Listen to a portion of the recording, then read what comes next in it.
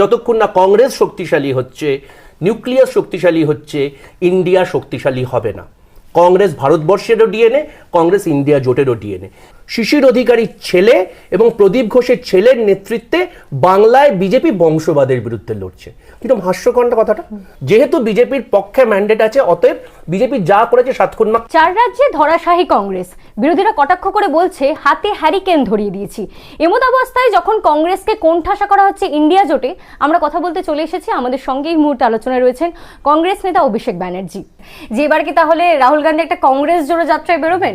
এই যে দেখা গেল এত গোষ্ঠীদ্বন্দ্বের জের, এবং সেই গোষ্ঠীদ্বন্দ্বের জেরেই কিন্তু কার্যত দেখা গেল একাধিক জায়গায় এই যে মানুষ বেরিয়ে গিয়েছেন, ভোট দেননি কংগ্রেসকে। সেই ক্ষেত্রে কি এবার একটা কংগ্রেস জোড়ো যাত্রা হবে? মানে আজকে কি বলতো, মানে নাথিং সাকসিডস লাইক সাকসেস। সমস্যাটা কি বলতো, এই যে গোষ্ঠী দ্বন্দ্বের কথা বলছে, অন্য রাজ্যে যাওয়ার আগে আমি বলছি আমার রাজ্যের কথা। না, অন্য জায়গাতেও ছিল, কিন্তু বিজেপির ঘরে যে ঝামেলা ছিল না পরস্পরের মধ্যে, সেটা কিন্তু নয়। কিন্তু শেষ মুহূর্তে প্রত্যেকটা কেন্দ্র নেতৃত্ব নেমে কিন্তু একদম কার্যত বলা যেতে পারে যে মধ্যপ্রদেশ একদম তুলে নিয়ে চলে। আমি এই জায়গাটাতে দেখো, তার মানে একই যুক্তি, ওরা আজকে জিতে গেছে বলে ওদের যুক্তিটা কার্য। দিনের শেষে যোজিতা ওয়াহি সিকান্দার, ওদের রাজ্যের কথা বাদ দাও, আমার রাজ্যে এই মুহূর্তে দাঁড়িয়ে জাস্ট কিছুদিন আগে অমিত শাহ যখন এসেছিলেন, তখন আমরা দেখেছিলাম অনুপম হাজরা, যিনি নাকি কেন্দ্রীয় নেতা, তিনি হাওড়ায় বিজেপি বাঁচাও কর্মসূচি করেছেন। কার থেকে বাঁচাবেন? কংগ্রেসের থেকে, তৃণমূলের থেকে না, বিজেপির হাত থেকে বাঁচাবার কথা বলেছেন। জাতীয় দলের এই সমস্যাগুলো থাকে। কিন্তু ওই যে বললাম যোজিতা ওয়াহি সিকান্দার, এবার বাকি থাকলো শরিক এবং অন্যদের কটাক্ষ। আমি সেই ব্যাপার নিয়ে কোনো উত্তর কেন দিতে চাইছি না বলো তো, আমি তোমায় একটা কথা একটু রেফারেন্স দিয়ে দিই। নরেন্দ্র মোদী সেদিন একটা অসাধারণ কথা বললেন যে এই যে বংশবাদের বিরুদ্ধে আমরা লড়বো। তুমি চোখ বন্ধ করে ভাবো, শিশির অধিকারীর ছেলে এবং প্রদীপ ঘোষের ছেলের নেতৃত্বে বাংলায় বিজেপি বংশবাদের বিরুদ্ধে লড়ছে। কিন্তু হাস্যকর কথাটা ঠিক সেরকম। এই জিনিসটা ভাবো তো, যে দুর্নীতির বিরুদ্ধে লড়ছে কথাটা বলছে, এদের তো এমনি একটু ভাইপোপ্রীতি আছে। ধরো অজিত পাওয়ারকে চোর বললে নান আদার দেন আমার দেশের প্রধানমন্ত্রী, তাকে জামাই আদর করে এনে মহারাষ্ট্রের উপমুখ্যমন্ত্রী এবং অর্থমন্ত্রী, তুমি বুকে হাত দিয়ে বলো তো, তুমি যদি কাউকে চোর মনে করো, তাকে তোমার লকারের চাবি বা পাসওয়ার্ড দেবে? উত্তর তো না। তাহলে এবার কিন্তু ওই যে যোজিতা ওয়াহি সিকান্দার, যেটা বারবার বলছি নাথিং সাকসেস লাইক সাকসেস, যে কারণে আজকে এই মুহূর্তে দাঁড়িয়ে যেহেতু বিজেপির পক্ষে ম্যান্ডেট আছে, অতএব বিজেপি যা করেছে 7 খুন মাখ। ঠিক যেরকম এই পশ্চিমবঙ্গে কোনো সন্ত্রাস হয় না, কারণ এই পশ্চিমবঙ্গে তৃণমূল যে কোনো মানে কলেজ নির্বাচন থেকে শুরু করে লোকসভা পর্যন্ত হই হই করে যেতে, তার মানে এখানে অলরেডি একটা মানে রাম রাজত্ব প্রতিষ্ঠা হয়ে গেছে, এটা তো স্বীকার করতে হবে। অর্থাৎ এইগুলো বলে লাভ নেই। সাকসেসের সুবাদে তো আর সত্যিগুলোকে এড়িয়ে যাওয়া যায় না। কিন্তু হ্যাঁ, আমাদের নিশ্চয়ই আত্মসমীক্ষা করতে হবে।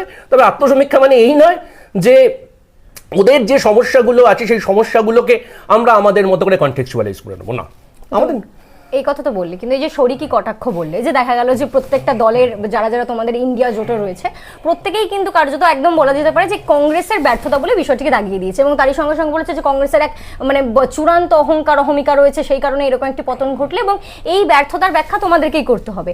এক্ষেত্রে যখন এই যে আজকে যে বৈঠক হওয়ার কথা ছিল, এক বিশাল বৈঠক, কিনা এতদিন পর 3 মাস পরে ইন্ডিয়া জোটের বৈঠক, ফোনে ফোনে মল্লিকার্জুন খার্গে ডেকে ফেললেন সবাইকে, কিন্তু এই যে সকলে মিলে কার্যত বলা যেতে পারে যে বয়কট করলেন, দেখালেন যে আমরা যাব না। মমতা বন্দ্যোপাধ্যায়, অখিলেশ যাদব, অন্যদিকে এম.কে. স্ট্যালিন, প্রত্যেকে অখিলেশ যাদব থেকে শুরু করে প্রত্যেকে বলে দিলেন যে আমরা যাব না আজকের বৈঠকে। কোথাও কি কংগ্রেসকে কোণঠাসা করা হচ্ছে এবারে? আচ্ছা, আমি একটা করে উত্তর দিই। 1 নম্বর হচ্ছে যে ডিসেম্বরের ফার্স্ট উইকে যে সভা হবে, তোমরা আর্কাইভ খুলে দেখে নাও, সেটা অলরেডি প্রি ডিসাইডেড ছিল। কিন্তু হ্যাঁ, সেটা 6 তারিখ হবে না 9 তারিখ হবে সেটা সিদ্ধান্ত হয়নি। এবার কেন ডেটটা আগে ঘোষণা করা হয়নি, তার কারণ ডেটটা মানে আলটিমেটলি চেয়ার টেবিল তো সভা করবে না, সভা করবে মানুষেরা, তারা অ্যাভেলেবেল ছিল না। 1 নম্বর। 2 নম্বর, 6 তারিখের সভাটা যেমন ক্যান্সেল হয়েছে, তার পাশাপাশি আরেকটা জিনিসও কালকে রাত্রিরেই আমরা সবাই জেনে গেছিলাম। লালু প্রসাদ যাদব 17 ডিসেম্বর আরেকটা সভা ডেকেছেন তার বাসভবনে, সেই ইন্ডিয়া জোটের। নাম্বার 2, এবার ইন্ডিয়া জোটের শরিকদের দাবিটা কি? 1, যে আসন সমঝোতা করা উচিত ছিল এই 3টে রাজ্যে, তাহলে ফলাফল ভালো হতো। আচ্ছা, আমি তোমায় কতগুলো একটু পরিসংখ্যান দিয়ে দিই। বিএসপি এই 3টে রাজ্যে ওই 1.8 থেকে 2.4% কাছাকাছি পেয়েছে। জামানত বাজেয়াপ্তটা আটকাবার জন্য 16.66% রাখতে হয়। 1, আপ আলটিমেটলি নোটার থেকে 50% কম পেয়েছে।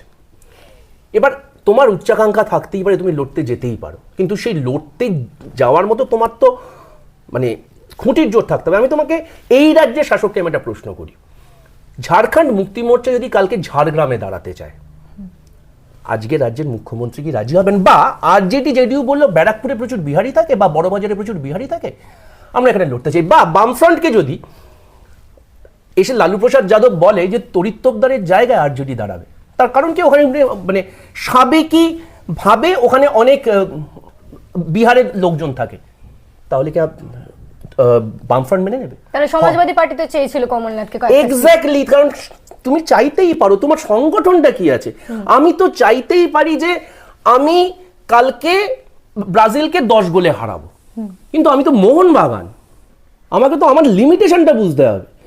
শরিকি বাধ্যবাধকতা, আজকে হেরে গেলে অনেক কথা বলতে হয়, বাট হ্যাভিং সেড দ্যাট, এই জায়গাগুলোতে বামফ্রন্টের সংগঠন বাদ দিলে বাকি কোনো জায়গা, ইভেন তেলেঙ্গানায় কিন্তু জোট করা হয়েছে, সিপিআই এর সঙ্গে জোট হয়েছে, সিপিআই একটা সিট জিতেছে, কিন্তু বাকি জায়গাগুলোতে আম আদমি পার্টি আজ অব্দি কোনোদিন এই জায়গায় লড়তে যায়নি। আম আদমি পার্টি উচ্চাকাঙ্ক্ষা আছে, আম আদমি পার্টি এখন জাতীয় দল, আম আদমি পার্টি যদি লড়তে যায় আমরা তো আটকাতে পারবো না, কিন্তু আলটিমেটলি আম আদমি পার্টি যদি না লড়তে যেত তাহলে নিঃসন্দেহে সরকার বিরোধী ভোটগুলো আমরা পেতাম। এবার সেই কনসার্নসটা ওদের কাছে আসা উচিত। ইনফ্যাক্ট আমি মমতা বন্দ্যোপাধ্যায় এবং মমতা বন্দ্যোপাধ্যায়ের দলের সেই অর্থে প্রবক্তাদের মনে করিয়ে দিতে চাই, এটা মমতা বন্দ্যোপাধ্যায় নিজে বলেছিলেন, যে যেখানে শক্তিশালী সে সেখানে একা লড়বে। ওইসব জায়গাতে চোখ বন্ধ করে আর কোনো দল কি আছে নাকি? Let be very practical. ভারতবর্ষে 542টা লোকসভার ভেতর 250টার কাছাকাছি লোকসভায় কংগ্রেস আর বিজেপির হেড অন কলিশন। যতক্ষণ না কংগ্রেস শক্তিশালী হচ্ছে, নিউক্লিয়াস শক্তিশালী হচ্ছে, ইন্ডিয়া শক্তিশালী হবে না। কংগ্রেস ভারতবর্ষেরও ডিএনএ, কংগ্রেস ইন্ডিয়া জোটেরও ডিএনএ। এটা যারা অস্বীকার করবে তারা সত্যের অপলাপ করবে। রাজ্যের শাসক দল তো বলছে, তাহলে রাজস্থানের ক্ষেত্রে এরকম চিত্র হলো কেন যে সেখানে বাম এবং তারই সঙ্গে সঙ্গে কংগ্রেসের সংঘর্ষ হলো? সেখানে তো অনেক সময় গিয়ে বামও ভোট কেটেছে তাহলে কংগ্রেসের, তাহলে জোট শরিক হয়ে কি লাভ হলো? শুধু রাজস্থান কেন, কালকে কেরালাতে যারা লড়বো হয় কংগ্রেস ভার্সেস বিজেপি, সেখানে আর কোনো থার্ড ফ্রন্ট নেই।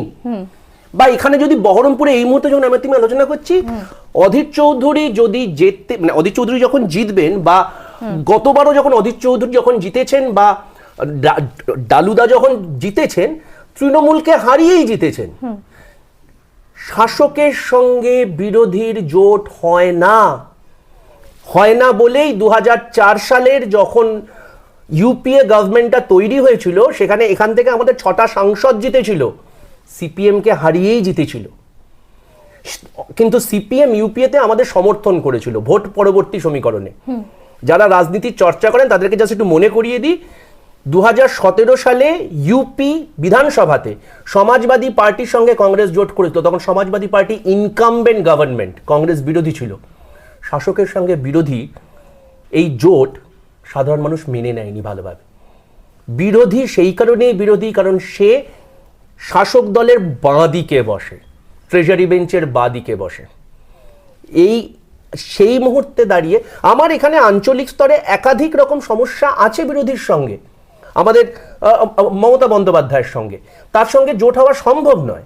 কিন্তু উনি যদি এখান থেকে যেতেন এবং উনি যদি বিজেপি বিরোধিতাতে সৎ হন, তাহলে কংগ্রেসের নেতৃত্বে যখন বিজেপি বিরোধী সরকারটা তৈরি হবে, সেখানে ওনার সমর্থন আমরা আশা করছি। তার কারণ এখানে ওনার সন্ত্রাসটাকে যেমন মোকাবিলা করতে হবে, বিজেপির ফ্যাসিজমটাকে আটকাতে হবে। সেখানে আশা করছি যে মমতা বন্দ্যোপাধ্যায় সৎ, আশা করছি কালকে যদি, এবার সমস্যাটাকে আমি বারবার আমি আশা করছি, তাই এই কারণে জোর দিচ্ছি কারণ মমতা বন্দ্যোপাধ্যায় বারবার ফ্লিপ ফ্লপ করার একটা ইতিহাস আছে, তো কিছু করার নেই। But same thing is applicable to JDU. মানে নীতিশ কুমার 1.5 বছর অন্তর অন্তর সাইড চেঞ্জ করেন, নিঃসন্দেহে এটা একটা বিশ্বাসযোগ্যতার সমস্যা। তার পাশাপাশি নরেন্দ্র মোদীও যে খুব আনন্দে আছেন তা কিন্তু নয়। বিন্ধ্য পর্বতের দক্ষিণে তো চাপ আছেই। এবং মহারাষ্ট্রে কি হবে? মহারাষ্ট্রে শিবসেনা, মহারাষ্ট্রে এনসিপি থেকে ফ্যাকশন ভেঙে নিয়ে গিয়ে, শিবসেনা থেকে ফ্যাকশন ভেঙে নিয়ে গিয়ে সরকার হয়তো তৈরি হয়েছে, আবেগটা কিন্তু হয়নি। আর যদি শিবসেনা এবং এনসিপিকে বা তাদের ফ্যাকশনকে আসন দিতে হয়, সেখানে যারা বিজেপির হয়ে লড়ছিল এতদিন, তারা কি আঙুল চুষবে নাকি? তুমি কেরালার কথা বলছিলে, সেখানে পিনারাই বিজয়ন বলছেন যে রাহুল গান্ধীকে এবার ক্লিয়ার করতে হবে যে তিনি কার বিরুদ্ধে লড়বেন, বামেদের বিরুদ্ধে নাকি বিজেপির বিরুদ্ধে। মানে সেক্ষেত্রে ওয়ায়ানাদে তিনি প্রার্থী হলে কিন্তু তারাও প্রার্থী দেবে, এক্ষেত্রে কি বলবে? বামফ্রন্ট কি করবে না করবে সে ব্যাপারে বামফ্রন্ট ঠিক করবে। ভারতবর্ষের লোকসভা নির্বাচনটা স্থানীয় নির্বাচন নয়, কাশ্মীর থেকে কন্যাকুমারিকার নির্বাচন, সেখানে ভারতবর্ষের যে কোনো নাগরিক যে কোনো জায়গা থেকে লড়তে পারে, 1 নম্বর। 2 নম্বর হচ্ছে রাহুল গান্ধী কোথা থেকে লড়বেন সেটা এআইসিসি ঠিক করবে, কিন্তু যদি লড়েন, বেনার তো ভারতবর্ষের ভৌগোলিক খণ্ডের ভেতর, আপত্তির জায়গাটা কোথায়? এবং সেখানে দাঁড়ালে যদি বামফ্রন্টে, সেখানে তো বিজেপি নেই, বামেদের সঙ্গে তাহলে তো টক্কর হোক না, তাহলে বামেদের সঙ্গেও যদি হয়, বাম ভার্সেস কংগ্রেসও যদি হয়, আলটিমেটলি ইন্ডিয়া শক্তিশালী হবে। মানে ওখানে তো বিজেপি থার্ডে আছে। ওনার ভয়ের কারণটা কি? উনি কি ভয় পাচ্ছেন? আর ওনার যদি সংগঠনের প্রতি এতটাই ভরসা থাকে, তাহলে যে কেউ দাঁড়াক না কেন উনি তো এমনি জিতবেন। উনি আবেদন করতে পারেন, ওনার আবেদনটাকে নিশ্চয়ই আমরা কনসিডার করব ইন্ডিয়া জোট সঙ্গী হিসেবে। একদম শেষ প্রশ্নে আসবোই, লোকসভা নির্বাচন সামনে, এই যে 4টে রাজ্যে, মিজোরাম সহ 4টে রাজ্যে একদম ধরাশায়ী কংগ্রেস, এবং তারপরে কি কি এফেক্ট পড়তে চলেছে বলে মনে হচ্ছে? কারণ ইন্ডিয়া জোটের স্ট্র্যাটেজি এখন অবধি সেজে ওঠেনি, এনডিএ অন্যদিকে আরো শক্তিশালী হচ্ছে, বিজেপির হাত শক্ত হয়ে গেলে এই 3টে রাজ্যে একদম একদম বলা যেতে পারে বিজেপির ঝড় হওয়ার পরে লোকসভাতে ঠিক কিরকম চিত্র হতে চলেছে বলে মনে হচ্ছে? কতটা টক্কর হাড্ডাহাড্ডি? কারণ ইতিমধ্যে দেখা যাচ্ছে রাম মন্দির উদ্বোধন হবে 22শে জানুয়ারি, কতটা হাড্ডাহাড্ডি কঠিন হলো, কতটা লড়াইটা লোকসভার ক্ষেত্রে? দেখো, প্রত্যেকটা লড়াই কঠিন, এবং যখন সিবিআই বলছি, বিজেপির মতো অর্গানাইজড ওয়ার্কফোর্সের সঙ্গে যখন লড়তে হয়, এবং সিবিআই, ইডি সহ যারা অ্যাডিশনাল উইং হিসেবে কাজ করে, তখন সব লড়াই কঠিন। হ্যাভিং সেড দ্যাট, তোমাকে জাস্ট আমি অন্য একটা অ্যানেকডোট দিতে চাই। যখন বিশ্বকাপ ক্রিকেট চলছিল, আমরা বাড়িতে বাজি কিনে ফেলেছিলাম। 10টা ম্যাচ জিতে এসে আমরা কেউ ভাবিনি একাদশতম ফাইনালটা হেরে যাবে। অস্ট্রেলিয়া প্রথম 2টো ম্যাচ হেরে আলটিমেটলি ফাইনালে বাজিমাত করেছিল। কোনো লড়াই যতক্ষণ it is not over until it is over, এটা 1 নম্বর। আর 2 নম্বর, 2004 সালে ঠিক এরকমই ঘটনা ঘটেছিল। 2003 সালের বিধানসভা নির্বাচনগুলোতে আমরা মানে বুক থুবড়ে পড়েছিলাম। 2004 সালে ইন্ডিয়া শাইনিং এর স্লোগান তোলা অটল বিহারী বাজপেয়ী হেরে গেছিলেন। শুধু 2004, কারণ 2009 সময় আমরা যখন লড়ছি দ্বিতীয়বারের জন্য, তখন রাজ্যগুলো দেখো, একদিকে শিবরাজ সিং চৌহান, একদিকে রমন সিং, একদিকে নরেন্দ্র মোদী, এদেরকে হারিয়ে গোয়াতে তখন ওই নামটা মনে পড়ছে না, যাই হোক, বিজেপির সরকার, সেই জায়গাগুলোকে হারিয়ে আমরা কিন্তু কেন্দ্রে সরকার গঠন করছি। এবং কেন্দ্রে যখনই মানে পিভি নরসিমহা রাও পরবর্তী সময়, আমার কথা বিশ্বাস করতে হবে না, কেউ স্ট্যাটিস্টিক্স দেখে নিক, অবিভক্ত অন্ধ্রপ্রদেশ, অবিভক্ত কর্ণাটক এখনো অবিভক্তই আছে, মহারাষ্ট্র, এই রাজ্যগুলো থেকে কিন্তু আমরা প্রচুর পরিমাণে ভোট পেয়েছি। এবং রাদার উত্তরপ্রদেশে, সেটা হয়তো সমাজবাদী বিএসপির জন্য হতে পারে, কংগ্রেস খুব বেশি ভোট পায়নি, এখন তারা জোটে আছে, বা গুজরাট সবসময় বিজেপি ভালো ফল করেছে, বা হিমাচল, উত্তরাখণ্ড সবসময় ভালো ফল করেছে। তারপরেও কিন্তু কংগ্রেস সরকার গঠন করতে পেরেছে, কারণ সাধারণ মানুষ চেয়েছে বলে। এখনই, আর তুমি বলে না এনডিএ খুব আনন্দে আছে, উত্তর পূর্বাঞ্চলের অবস্থা খুব খারাপ, আমরা জিতিনি এটা ফ্যাক্ট, বিজেপিও জেতেনি। 1, 2, মণিপুর জ্বালাবার পর উপজাতি অধ্যুষিত জায়গাগুলোতে তারা খুব স্বস্তিতে নেই, ঝাড়খণ্ড বিহারে স্বস্তিতে নেই, মহারাষ্ট্রে স্বস্তিতে নেই, পাঞ্জাবে স্বস্তিতে নেই, সেইভাবে ইভেন বাংলাতে তারা স্বস্তিতে নেই। 18টা, এরা যতই বারফাট্টাই করুক না কেন, গতবারের 18টা মানে এবার যোগ করে দ্বিগুণ করে বর্গ করলেও 18 কেন, 18 অর্ধেক হবে না, আমি লিখে দিলাম আজকে। বাট হ্যাভিং সেড দ্যাট, ওরা হারা মানে তো আমরা যেতাম না, আমাদেরকে আমাদের খেলাটা খেলতে হবে। এবং আমরা জানি যে সাধারণ মানুষ এখনো চান জুড়েগা ভারত তো জিতেগা ইন্ডিয়া। তো এই ভারত জোড়বার, এবং সেটা সংবিধানের কথা, সংবিধানটা রক্ষা করতে হবে।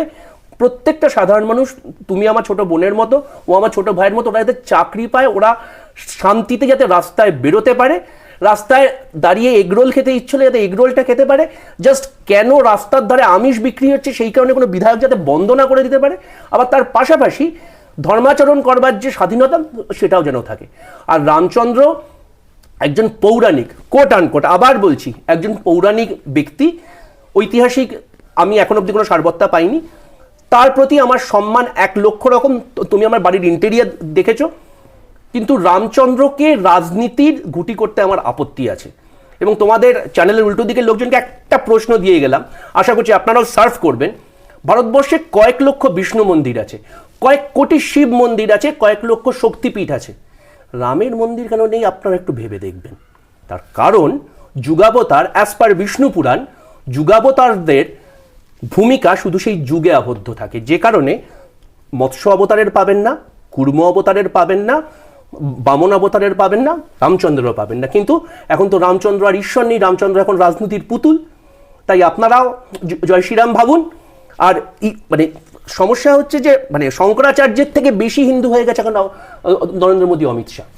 কিছু করার নেই, মানতে হবে আপনাদেরকে। কিন্তু এর সঙ্গে অন্তত ধর্মের বা পুরাণের কোনো যোগ নেই। আমার কথা যদি কোনো আপত্তি থাকে, কেউ পুরাণ উল্টে দেখে নেবেন।